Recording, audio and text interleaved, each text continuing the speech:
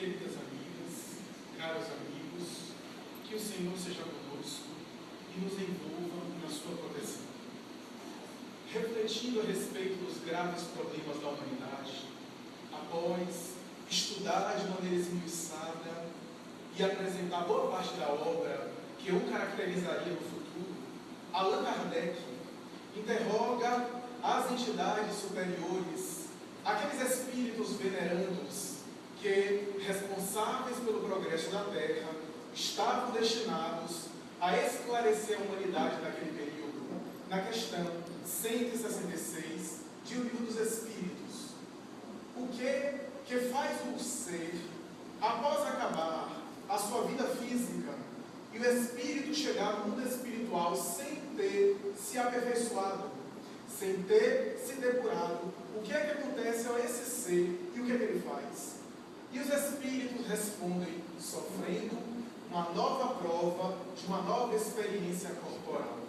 Ao que Allan Kardec interroga na questão 166, letra B. Quer dizer então que o ser mergulha várias vezes na vida física, emprestando ou sendo emprestado através de vários corpos, experiências diversas e variadas, para que ele possa aprimorar-se, depurar-se e alcançar a depuração que ele não logrou em uma experiência material? Ao que os espíritos respondem sem a menor sombra de dúvida. E aqueles que ensinam o contrário pretendem manter-vos na suprema ignorância. Estas colocações fizeram com que Allan Kardec refletisse nesse capítulo sobre essa nova ordem de ideias que agora, pelo menos de natureza filosófica, científica e internacional no Ocidente, passava a ser apresentada através de comunicações mediúnicas em uma região eminentemente católica, cuja influência era da religião dominante, não adepta a essas informações, a esses conceitos a respeito da vida e das múltiplas existências carnais. Então, o codificador estrutura uma série de reflexões nesse capítulo, e particularmente no seguinte, desta mesma obra, O Livro dos Espíritos.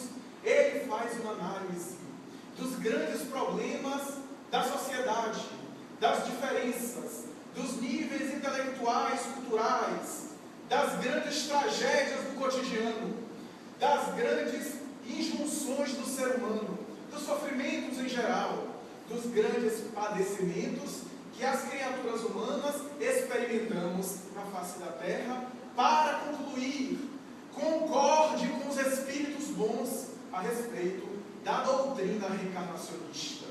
E através dessa informação, ele estrutura a lógica da justiça divina, uma lei que ele empresta, ou pelo menos assimila, da lei de Newton de ação e reação, que ele denomina causa e efeito, segundo a qual todo efeito provém de uma causa, da mesma forma que o efeito inteligente de uma causa inteligente provém, para estabelecer a lógica da justiça divina, da ética cósmica que rege o universo, tanto quanto as relações humanas, e estabelecer uma lei compatível com as grandes tragédias e ao mesmo tempo as diferenças que os seres humanos vemos, percebemos ao largo dos tempos. A doutrina da reencarnação. Segundo ainda as colocações de Allan Kardec no capítulo Considerações sobre a pluralidade das existências carnais, é uma doutrina antiga, ancestral, que está presente em vários rincões da historiografia universal. A doutrina reencarnacionista está inserida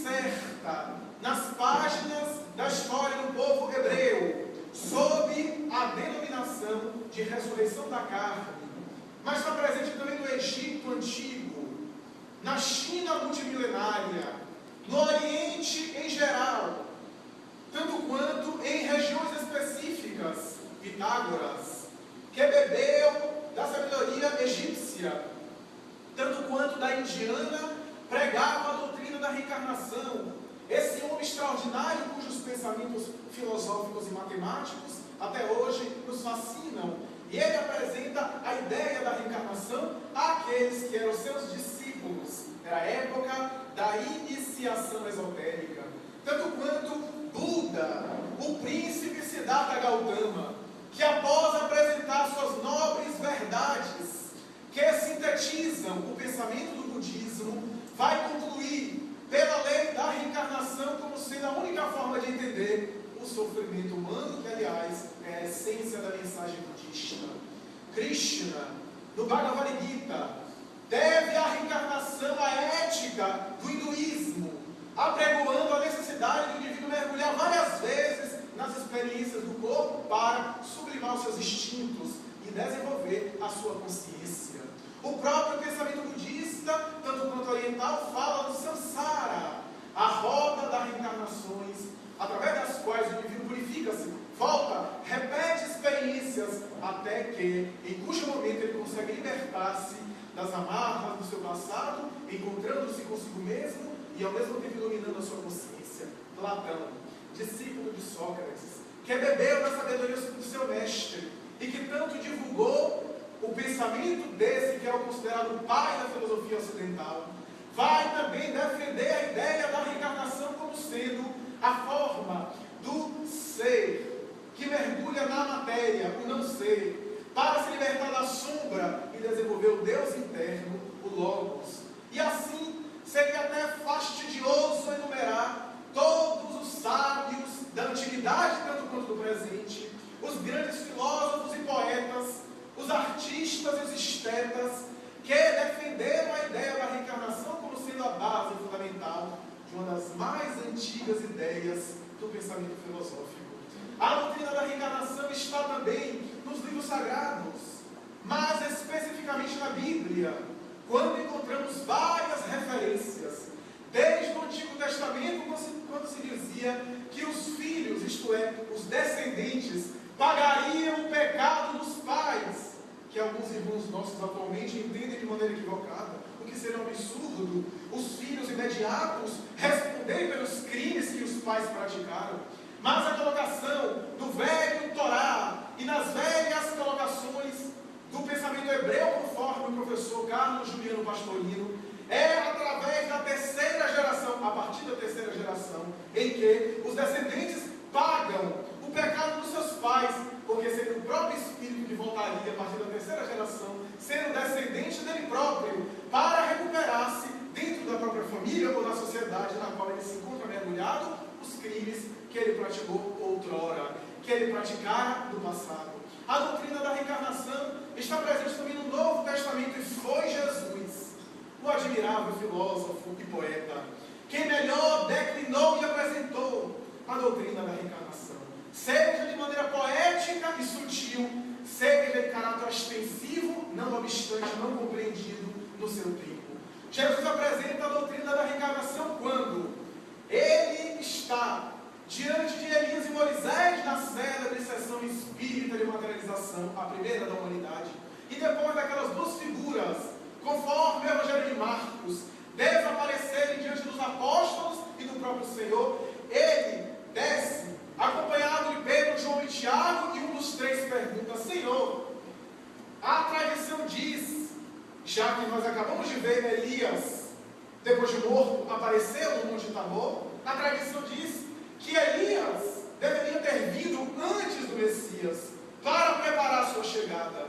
E Jesus, conforme ainda o mesmo Evangelho, responde ipsis literis: em verdade eu vos digo que o Elias que deveria vir já veio, e é este que aí está. E os discípulos, diz o Evangelho, compreenderam que Jesus se referia a João Batista.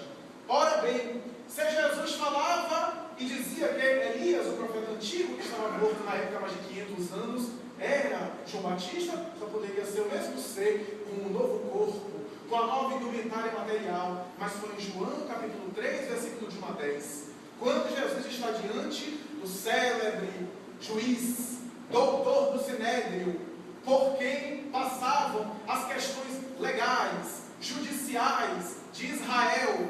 É esse homem que era fariseu, Nicodemos, que vai ter uma entrevista pessoal com o Senhor.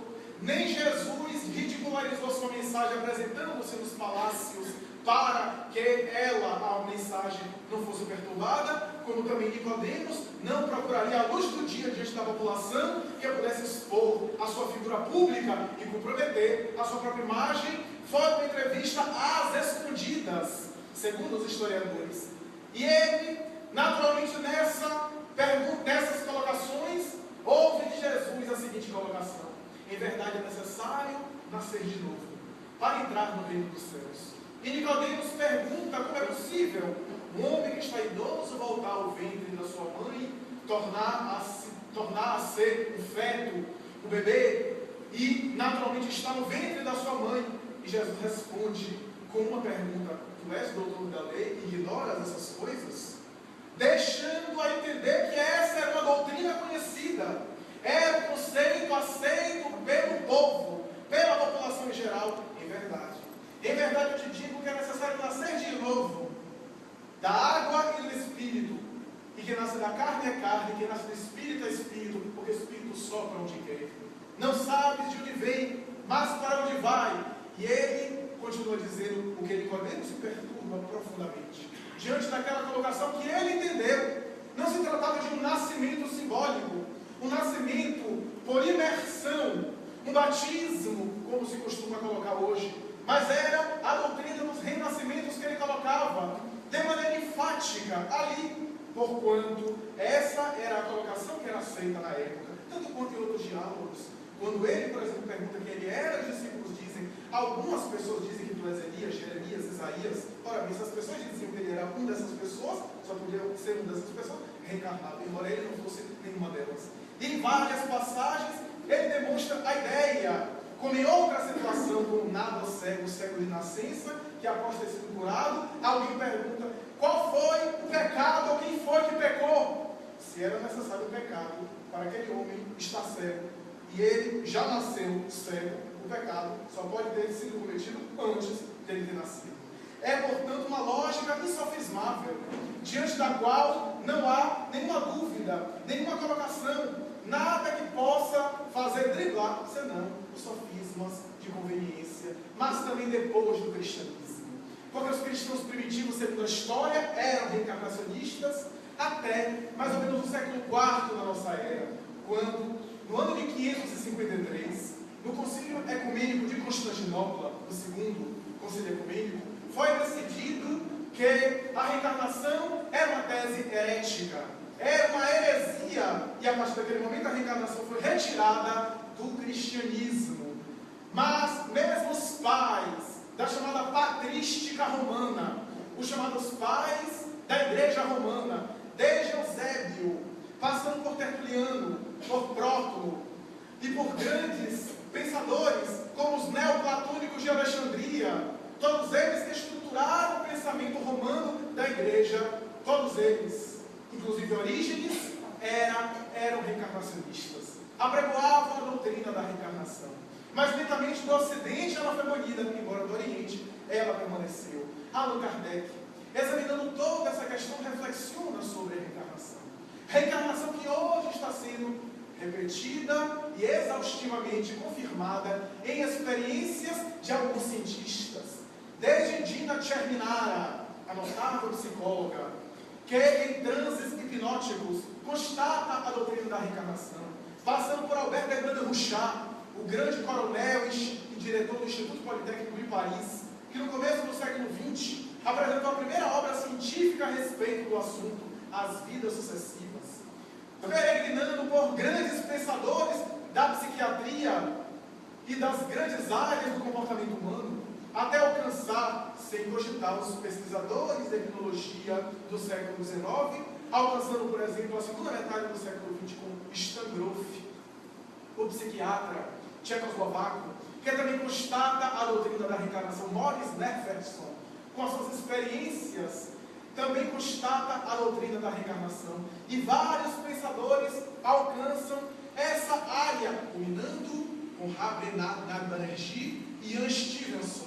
dois estudiosos, o primeiro parapsicólogo indiano e o segundo, talvez o mais famoso, neuropsiquiatra da Virgínia, que chegou a pesquisar 2.600 crianças que, em tenra idade, lembravam-se de memórias anteriores, selecionando 20 casos mais fortes do ponto de vista científico, dentro dos quais a explicação da telepatia, da memória genética, da coincidência, da fraude, do charlatanismo, não entravam em terreno, não encontravam explicação para defender a reencarnação e associar, inclusive, alguns casos biológicos, teratológicos, genéticos, que não conseguem ser explicados senão a partir das vidas sucessivas. Mas foi Allan Kardec que, em O Livro dos Espíritos, no mesmo capítulo citado, vai fazer uma análise filosófica, científica, religiosa a respeito da reencarnação, para dizer que a doutrina da reencarnação é a melhor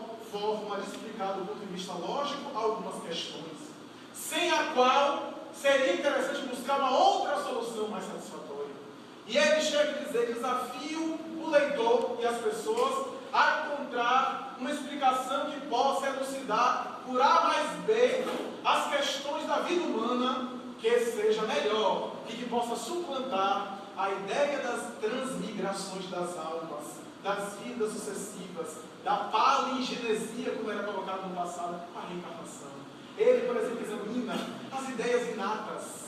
Como entender as ideias inatas que algumas crianças trazem, a sabedoria que alguns indivíduos trazem desde cedo, as intuições que algumas crianças e as aptidões que elas carregam desde cedo, cujos pais muitas vezes não têm nenhuma aproximação ou nenhuma ideia daquele tipo de experiência.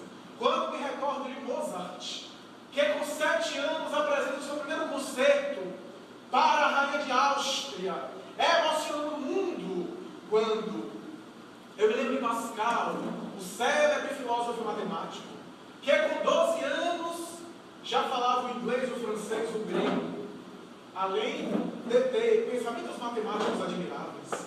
Quando me recordo dessas crianças geniais, as ideias inatas, as tendências que cada um de nós trazemos, as inclinações, as facilidades e dificuldades para essa ou aquela área do conhecimento, as diferenças intelectuais, as diferenças culturais, como é possível entender essas diferenças senão através das vidas sucessivas?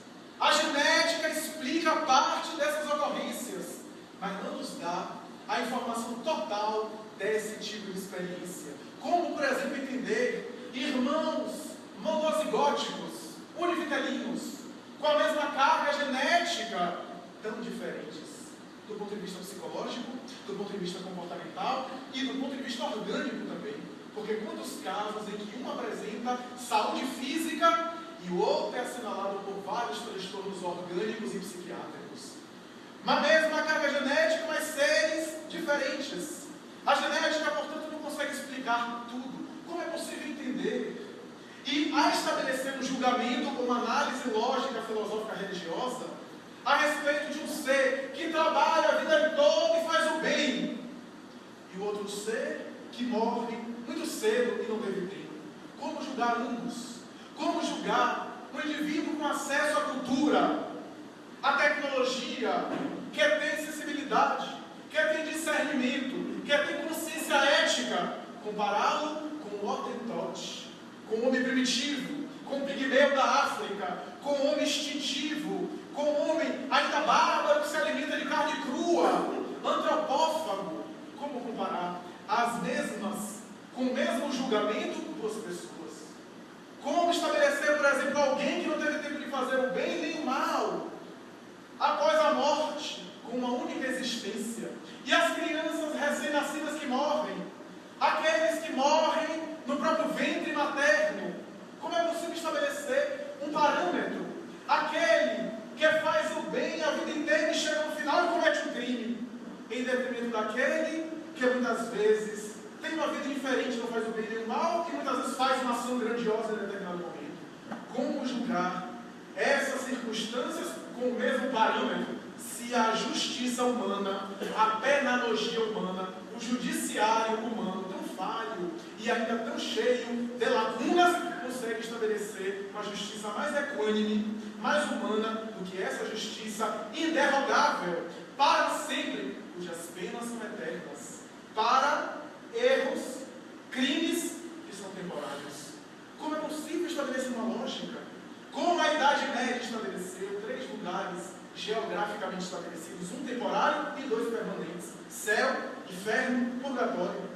Como é possível 2 seres tão diferentes que cometeram, por exemplo, o mal, chegar no mesmo lugar, o inferno? Ou 2 seres, e o que é pior, como a mãe de família, como falamos aqui em outra oportunidade, feliz e em plenitude no céu, sabendo que seu filho está para sempre no inferno. É, portanto, uma doutrina que carece de lógica, que atendeu aos níveis de consciência do passado, da Idade Média, e a alguns níveis de consciência atual.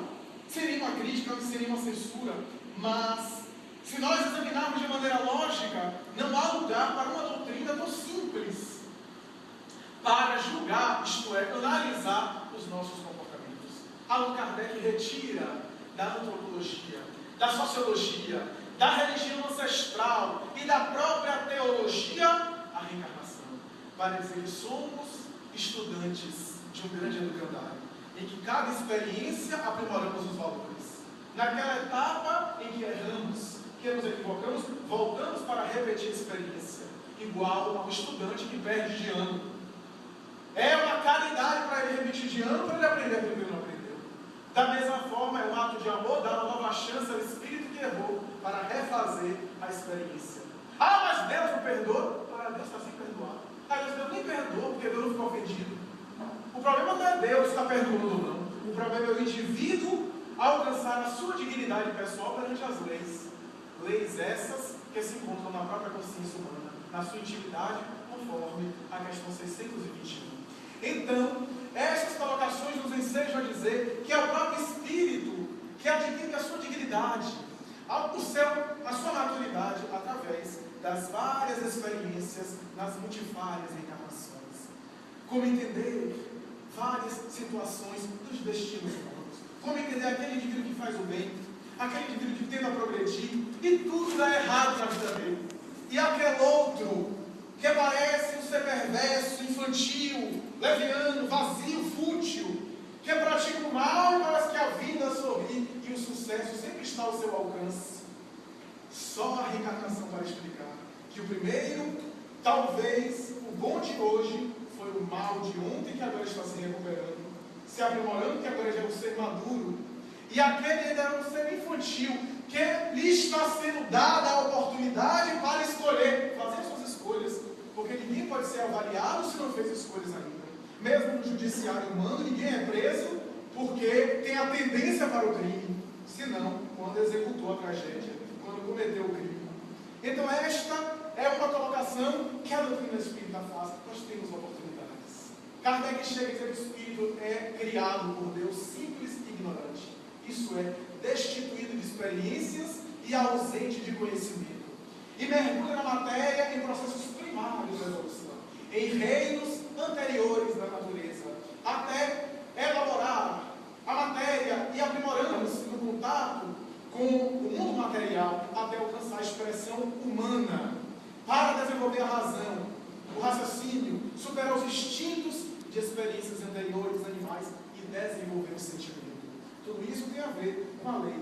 A lei que Kardec colocou, lei de causa e efeito, que é uma lei de compensação.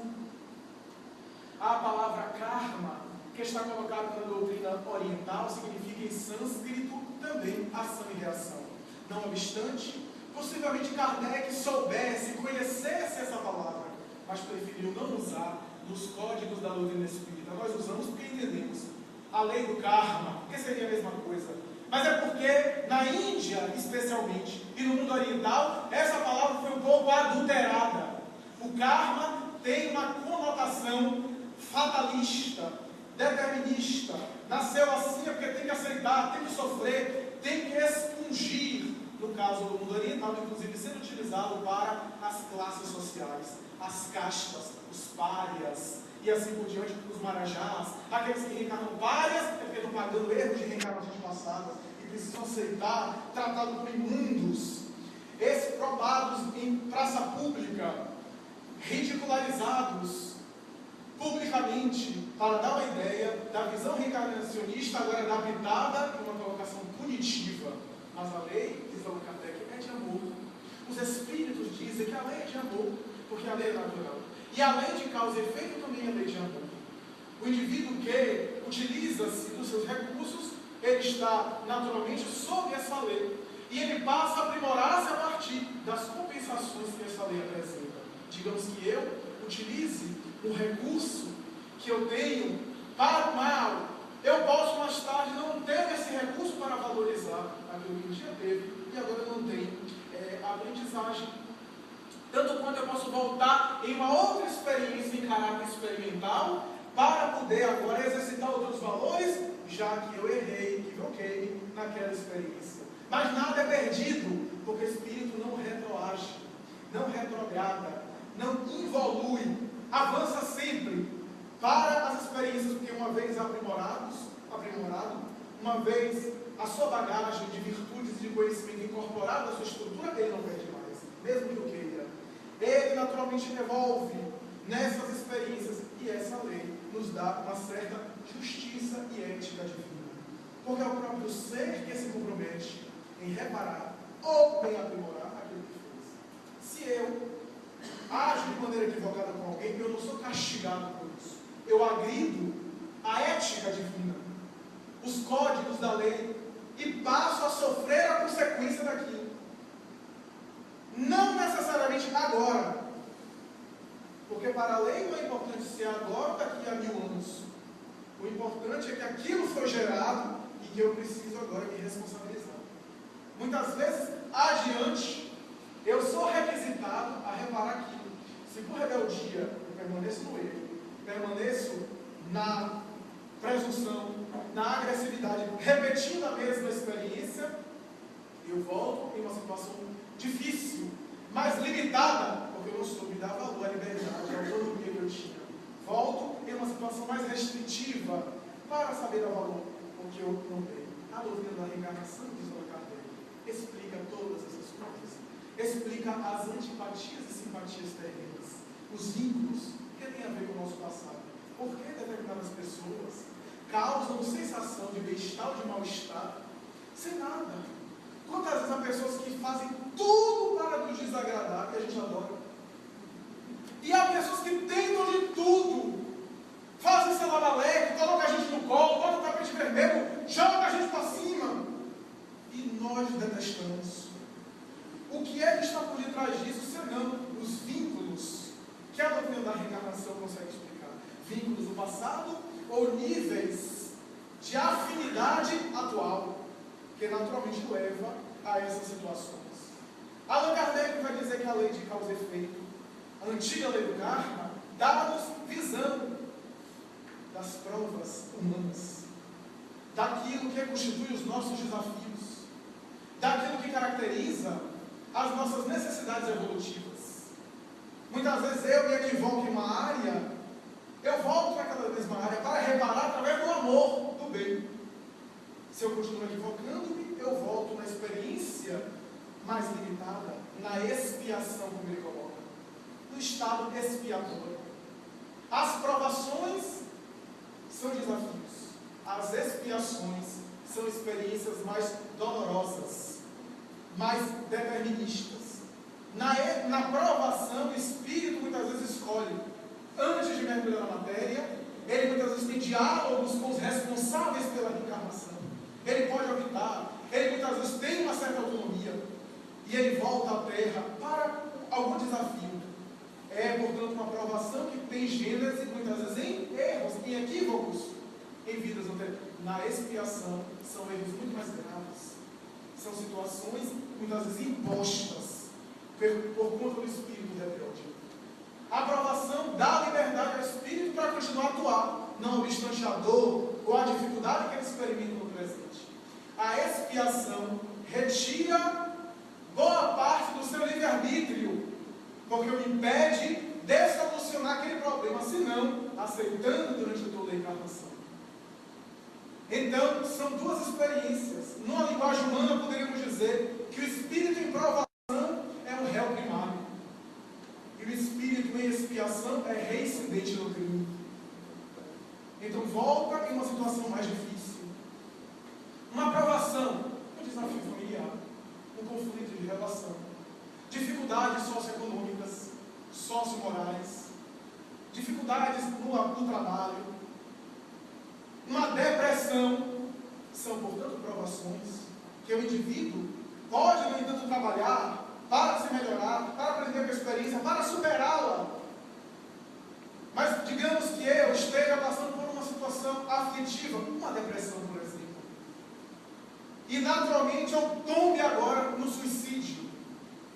Eu tiro vida, a minha vida física. Eu volto agora, por exemplo, um tiro na cabeça. Eu retorno agora, por exemplo, com a cabeça destruída, numa anencefalia, numa idiotia, numa demência, numa expiação. São essas experiências que caracterizam o ser e que fazem o espírito aprimorar-se, normalmente na área que ele propôs. Se, por exemplo, eu já contei isso aqui, se, por exemplo, a pessoa, ela agride o corpo, ela maltrata, ela se excede, a avó já passou, louvado seja Deus. Então, ela começa a se exceder, ela maltrata o corpo.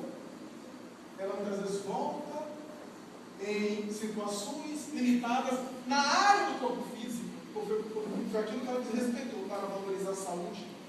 Quanta gente diz, eu não vou para médico, não, eu não me trato, eu confio em mim. Os homens, em particular, têm uma tendência maior de não se cuidar, as mulheres se cuidam um pouco mais. Então, se excede, aí volta diabético, hipertenso, aí tem, porque não quer morrer, aí tem que consultar o médico, fazer as consultas. Então ele vai fazer aquilo que ele não fez antes. E aí ele vai reparando, vai olhando para si, vai se cuidando. Mas há pessoas, por exemplo, que são verdadeiros obsessivos na área da saúde. Cuidam-se da alimentação, alimentação macrobiótica, dieta de Angelina Jolie e o seu marido. Então, são excessivos, obsessivos. Cuidam muito bem. Mas, por exemplo, em casa, maltrata a esposa. Humilha a secretária, a funcionária de casa, porque não botou o agrião como ele queria, o arroz integral, o alface, a rúcula. Então, ele volta em uma outra encarnação com um corpo saudável, porque ele não agrediu. Ele não errou na área da saúde física, mas volta numa família déspota, cujos pais são agressivos, cujos pais não compreendem. Ele se sente deslocado na família, minha família não compreende, não dá atenção para mim. Porque ele foi um familiar também irresponsável, não valorizou a família que teve. Há pessoas, no entanto, que cuidam da saúde, cuidam da família, mas muitas vezes trapaçam. Passam a perna em todo mundo. Corrompem-se financeira, economicamente e corrompem os outros. Então voltam em dificuldades nessa área. Faz graduação, pós-graduação, balé, chinês, tachichuan. Faz curso daqui, da lá, de piano, até de pagode, arrocha. E não consegue emprego. São pessoas muito capacitadas, nós temos visto isso. Pessoas com alto nível e não conseguem emprego. Não conseguem se colocar. São débitos, portanto, nessa área que a lei, as leis universais, as leis da vida programam para que através do sofrimento o espírito possa aprimorar-se, sublimar. Aqueles que foram pais irresponsáveis, que foram mães déspotas e negligentes, que muitas vezes praticaram o infanticídio, voltam inférteis, em dificuldade para procriar, para conceber, e na angústia de querer ser mãe, de querer ser pai e não conseguir, vão organizando-se emocionalmente e naturalmente reparando os erros do passado, os excessos que foram cometidos. A lei da reencarnação. Aqueles que em leito terminal, em estado avançado de doença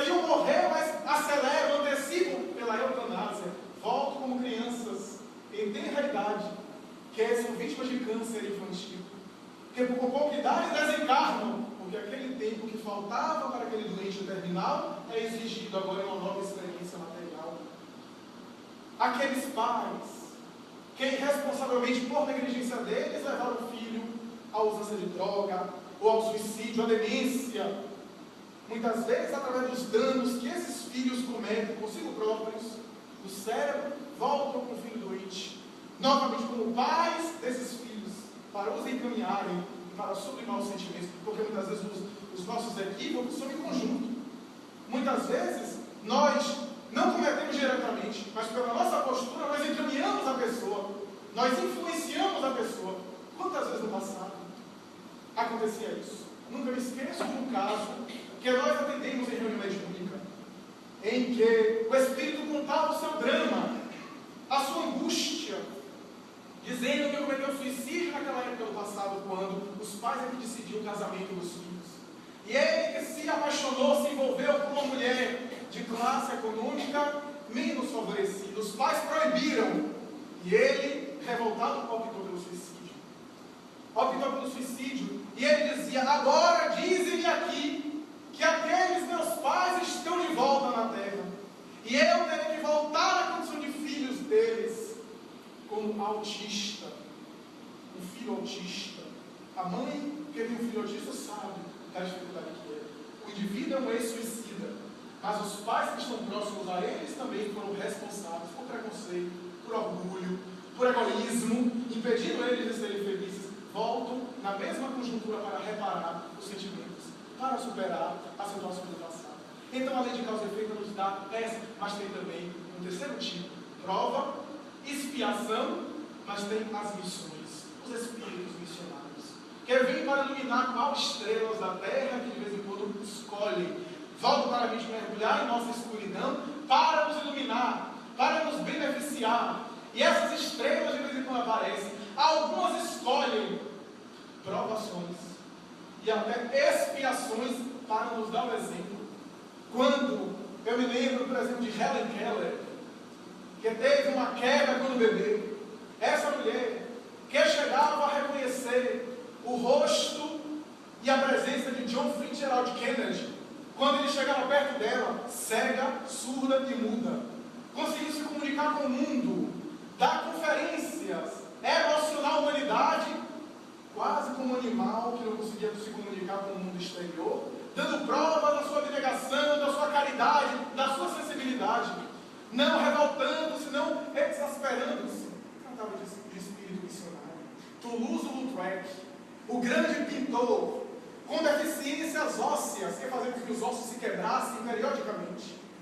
Uma anomalia que na época a medicina não conhecia, que fez ele não se desenvolver, não ultrapassar 1,5 metro de altura. Esse homem, muitas vezes, graças aos rompimentos dos ossos, periodicamente ficava na cama, quase sempre na cama, adoentado, pintando obras maravilhosas que iluminaram o pensamento humano. Quando me recordo de Chico Xavier, o célebre médium do século XX, que iluminou a humanidade com a sua psicografia e os fenômenos mediúnicos que aconteceram através dele, que ficou cego, muito cedo, que contraiu uma série de doenças e que foi encaminhado ainda quando criança a uma senhora perversa e psicopata, que agrediu ele várias vezes, que dava surras e exorcizava ele do demônio, segundo a crença na época, através de garfadas no seu ventre, que fazia sangrar o menino de 8 anos. E que mais tarde obrigou ele, inclusive, a lamber feridas, conforme a biografia que a maioria de nós aqui conhecemos. E que ele não reclamava. Não era, portanto, uma expiação imposta. Era uma provação que o missionário, o espírito missionário, escolheu para, além de acelerar o seu progresso, resgatar algumas dívidas mais rápido, mesmo sem precisar, e iluminar a humanidade com seu exemplo. O espírito em provação, que não é missionário, a maioria de nós, reclamamos diante da prova, nos revoltamos, temos dificuldade de nos ajustar. O espírito missionário quase sempre passa em caráter de resignação dinâmica, de compreensão, de aceitação da realidade e de amor, conforme o próprio Jesus. As dores do Cristo não tinham débito, Não tinha karma, porque nem todas as dores também, nem todas as provas têm raízes no passado. Algumas são escolhas que o Espírito faz para se aprimorar, para ganhar créditos, para acelerar o seu progresso. Tudo isso a doutrina da reencarnação apresenta. A ideia reencarnacionista que a doutrina espírita traz de volta ao Ocidente. E no Oriente permanece ainda não totalmente compreendida. Se no Ocidente a reencarnação foi quase toda ignorada durante a Idade Média e muitos anos, no Oriente a reencarnação era difundida, mas de maneira errônea. O Espiritismo traz a reencarnação para o Ocidente, ao mesmo tempo ilumina o Oriente com a reencarnação sob a visão do amor de Deus. Não do tem que pagar, mas do tem que reparar. Se eu faço mal a alguém e eu ajudo outra pessoa, eu resgato a minha dívida. Se eu me comprometi, errei, como todos nós erramos, sem exceção. A única exceção foi Jesus Cristo. O erro é uma experiência que muitas vezes aprimora também o espírito quando ele se dá conta. O arrependimento é uma bênção e ele refaz o caminho. É da pedagogia, o erro até o acerto do educando. E nós temos isso. Então o erro é natural. O indivíduo aprimora-se também para galgar experiências mais avançadas. Então a lei nos diz: nós erramos, voltamos para acertar. Se eu me comprometo e equivoco-me com alguém, eu faço todo o bem possível, porque todo o bem que eu faço vai apagando o mal que eu fiz diante dos códigos divinos. Por isso o perdão, eu sempre digo isso, é bom para quem perdoa. Porque se eu cometo um erro com alguém e a pessoa ficar magoada, eu peço perdão, procuro me reparar. E se a pessoa ficar magoada, o problema é dela, da sua inferioridade. Porque a minha dívida está sendo resgatada. Eu não preciso do perdão dela para resgatar a minha dívida. A minha dívida é resgatada com a minha mudança de conduta, com a minha reparação. Porque eu não posso ficar refém da falta de perdão dela, da mágoa que ela cultiva. Eu vou fazer o bem e vou me reparar que ela vai ficar mal perante as leis. Mas, se alguém nos faz o mal, o perdão que a gente dá a ele não é bom para ele, é bom para nós. Porque ele que fez o mal, é ele que se comprometeu, é ele que se endividou. E enquanto ele não resgatar o débito perante ele próprio, ele não vai ficar bem perante a própria consciência, a consciência cósmica. E eu, com o perdão, me liberto dele. Porque quem cultiva mágoa, aonde vai, leva a pessoa, o algoz. Carrega na mente o outro. Então não é uma questão de inteligência cultivar mágoa, cultivar ressentimento. A doutrina reencarnacionista explica tudo isso. Vem nos dizer a conjuntura dos destinos, da família, as provações afetivas, as provações existenciais que a maioria de nós está atravessando atualmente. São, portanto, experiências do passado, que voltamos agora para reparar, que já temos uma consciência mais ampliada. Quem não se recorda do caso célebre de Sigismundo, em Missionários da Luz, de André Luiz? Caso que é tão comentado dentro do movimento espírita. Ele, Sigismundo, o espírito que queria reencarnar, voltar à Terra para aliviar a sua consciência. O povo quer lembrar das vidas passadas, os espíritos querem mergulhar no corpo para esquecer as vidas passadas. Ele não aguentava mais os dramas que carregava, o mal que ele havia feito. Porque no passado, ele havia assassinado uma pessoa que era um amigo seu e ao mesmo tempo competidor, para se envolver com a esposa dele. Assassinou de maneira escondida, sem que ninguém soubesse, consolou a esposa no enterro, a esposa também consolada, ele consolou, foi se aproximando, e com seu carinho envolveu e casou-se com ela. Quando desencarnaram, ele teve uma crise de consciência, porque assim, quantos crimes são cometidos que a justiça humana não consegue nos alcançar? Mas a consciência sabe. Quantas pessoas que passam despercebidas pela justiça humana, mas quando chega no mundo espiritual, encontra-se com a própria consciência.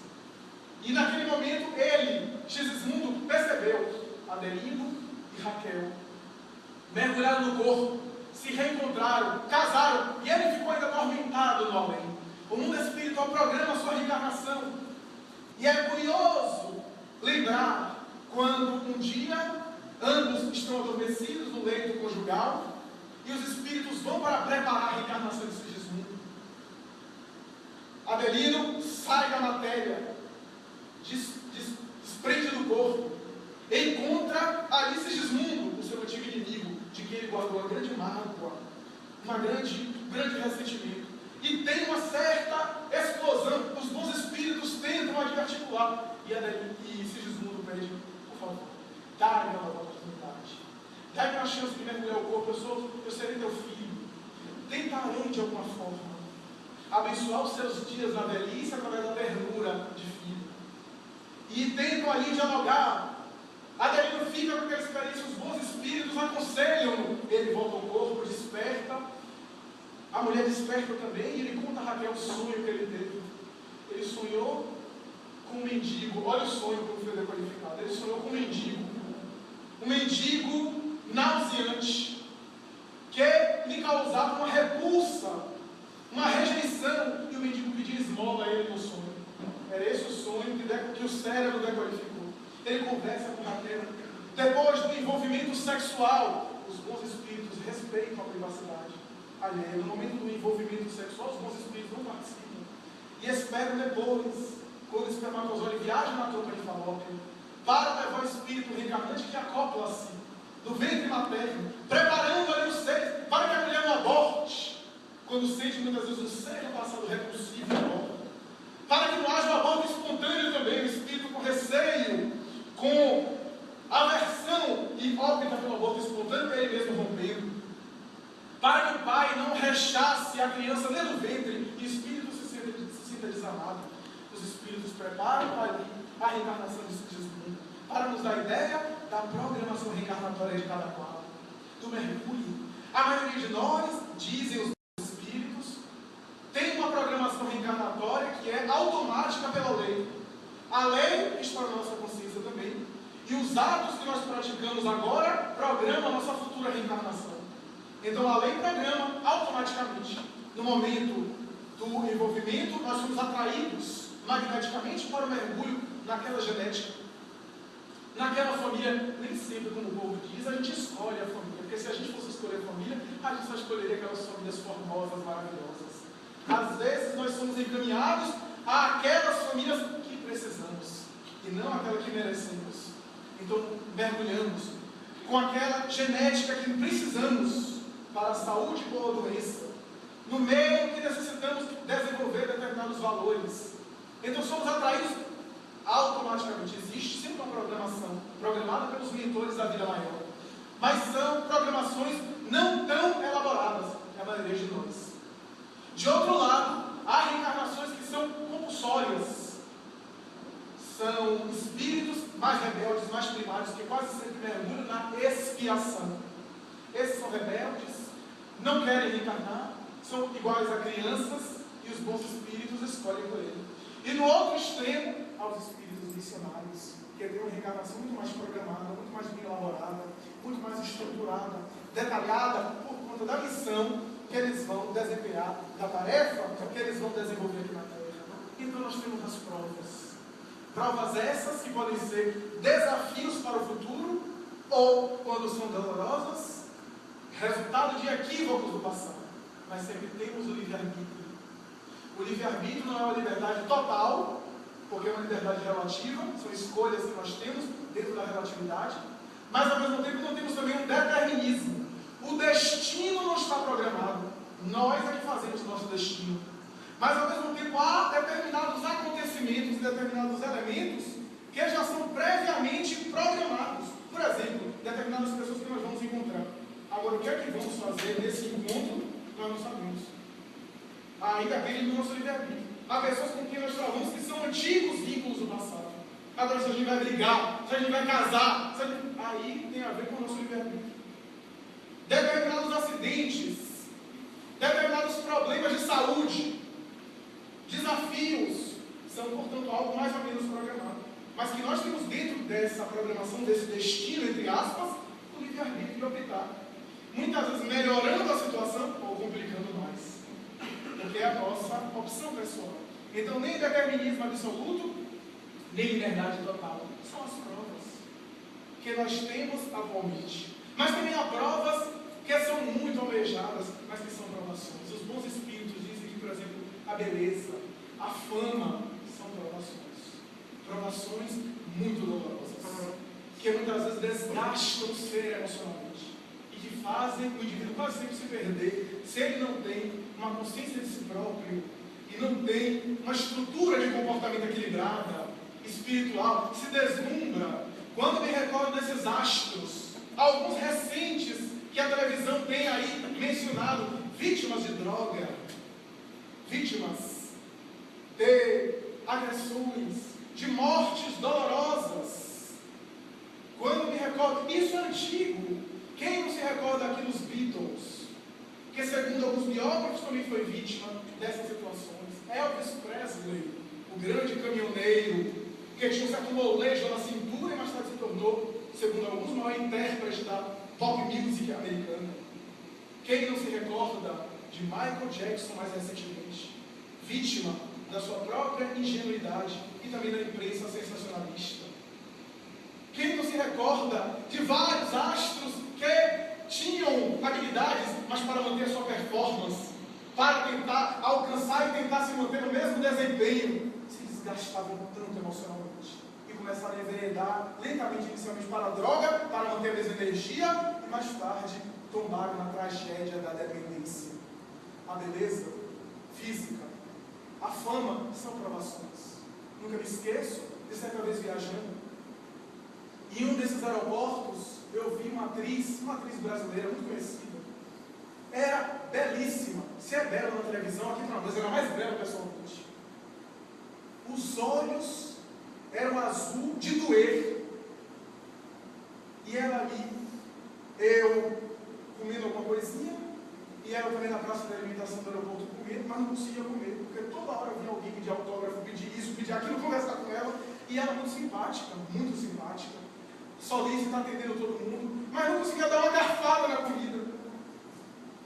Eu disse, meu Deus, eu fiquei pensando naquela cena, nunca me esqueci dessa cena, eu disse, graças a Deus eu sou desconhecido. Que bom ser desconhecido, porque é provação. Porque qualquer atitude que faça amanhã está na mídia. Se ela dizer, me desculpe, eu quero comer, amanhã já está, fulano agrediu um fã. Porque é assim que o povo vive de notícias, de informações. Então são provações. Embora o povo adore aparecer, nós estamos aí na carta de aparecer cada vez mais.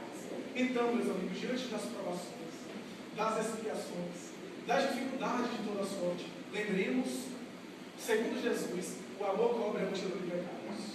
Qualquer que tenha sido os nossos equívocos do passado, qualquer que tenha sido as nossas provas anteriores, lembremos que a ação do bem que nós desenvolvamos hoje vai gerar consequências positivas. Se nós já estamos numa expiação, numa provação severa, vai atenuar os débitos do passado. Se não estamos, vai ser o nosso advogado de defesa, como diz Emmanuel, diante das provações que inevitavelmente todos vamos enfrentar. Testemunhos que todos vamos enfrentar. Para concluir, peço licença para narrar uma história que já narrei em outras casas espíritas e que é uma história muito conhecida e muito bonita que eu vi recentemente na internet. É uma história que narra um cenário muito bonito e ao mesmo tempo, na época, muito perigoso. Porque na década de 20, particularmente no começo do século 20, Chicago era praticamente nos Estados Unidos uma propriedade de uma personalidade famosa, conhecida pelo nome de Al Capone, ou Al Scarface Capone. Esse homem que se celebrizou pela sua fama, seu dinheiro e pelo crime organizado, que quantas vidas ele destruiu, que na época da lei seca americana, ele que continuava mantendo o seu comércio e o seu crime organizado também com a prostituição e com as bebidas alcoólicas, chegou a adquirir $2 milhões por ano. Na época, era considerado o dono de Chicago. Esse homem, que encaminhou tantas vidas à prostituição, que era um ser perverso, arbitrário, tinha um advogado que era hábil em defendê-lo. Easy Ed era um advogado muito hábil, que não procurava se envolver na vida pessoal de Al Capone, mas sempre retirava o seu cliente com a sua habilidade na hermenêutica do direito, com o seu traquejo na defesa do seu cliente. Ele conseguia evitar que Al Capone pegasse a prisão perpétua, por exemplo.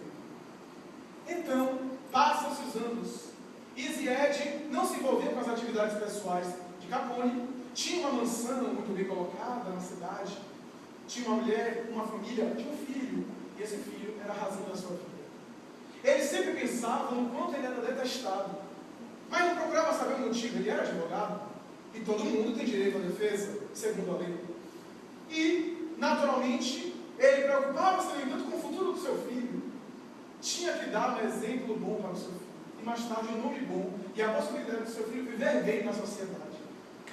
E teve curiosidade de saber as atividades que o seu cliente mais famoso exercia na cidade de Chicago. E começou a procurar.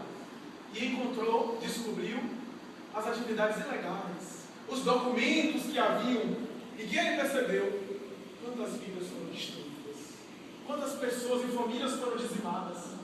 E ele pensou e decidiu por uma atitude.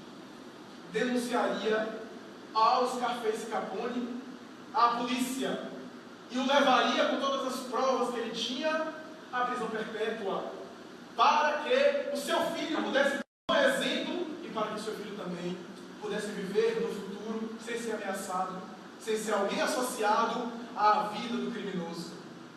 Então procurou o FBI e contou que queria denunciar ao Capone, mas queria fazê-lo no anonimato, em silêncio. E o FBI negou. Disse, na época, isso não é possível. Se você deseja realmente denunciá-lo, vai ter que fazê-lo de público.